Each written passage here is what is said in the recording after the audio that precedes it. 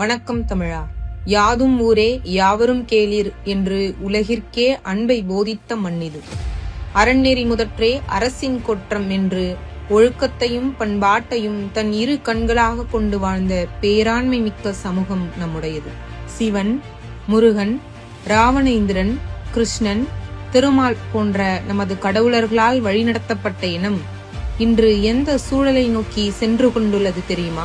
உலகினில் மிக மூத்த குடி என்று பெருமை பேசும் நாம் இன்று நம் அடையாளத்தை எங்கே தொலைத்துக் கொண்டிருக்கிறோம் என்று எப்போதாவது சிந்தித்ததுண்டா? கற்காலத்திலேயே நாகரிகம் கண்ட இனம், உணவே மருந்து என்று வாழ்ந்த சமூகம் இன்று மருந்தையே உணவு போல உண்ணும் நிலைக்கு தள்ளப்பட்டுள்ளது. திருவிழாக்களும் மனிதர்களை ஒன்றிணைத்த கரகாட்டம், ஒயிலாட்டம், பறை போன்ற பாரம்பரிய கலைகளும் இன்று வெறும் மேடை நிகழ்ச்சிகளாக சுருங்கப்பட்டு சினிமா மோகம் தழைத்தோங்கியுள்ளது.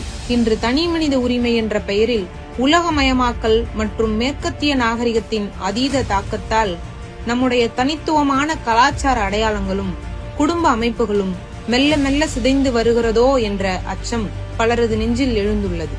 நம் முன்னோர்கள் வகுத்து தந்த இல்லறவியல், கற்பொழுக்கம் மற்றும் இயற்கையோடு ஏந்த நெறிமுறைகள் என்பவை வெறும் கட்டுப்பாடுகள் அல்ல, அவை ஒரு சமுதாயம் சிதையாமல் இருப்பதற்கான அடித்தளங்கள்.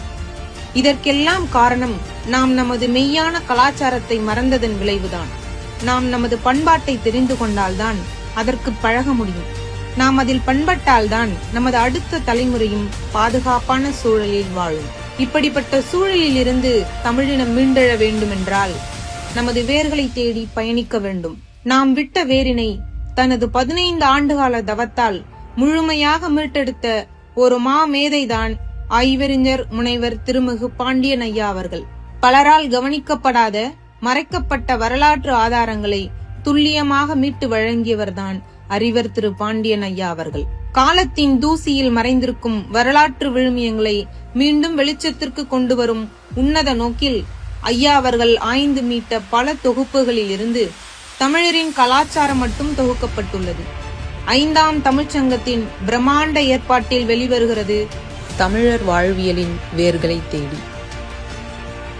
குடும்ப அமைப்பு முறை எப்போது உருவானது? கல்யாணம், திருமணம் என்ற சொற்களுக்கு பின்னால் உள்ள ரகசியம் என்ன? நமது தமிழ் கடவுள் முருகன் உருவாக்கிய வண்ண கோட்பாடு எப்பேற்பட்டது?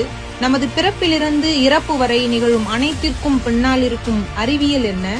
தொழில்நுட்பத்திலும் விண்ணியலிலும் எப்படி சிறந்து விளங்கினோம் என இன்னும் பல வியக்க வைக்கும் தகவல்களின் தொகுப்பாக வெளிவர உள்ள நூல்தான் இந்த தமிழர் வாழ்வியலின் வேர்களை தேடி. அனைத்து தாய் தமிழ் உறவுகளும் இந்த பண்பாட்டு புரட்சியில் கலந்து கொள்ளுமாறு அன்போடு கேட்டுக்கொள்கிறோம்.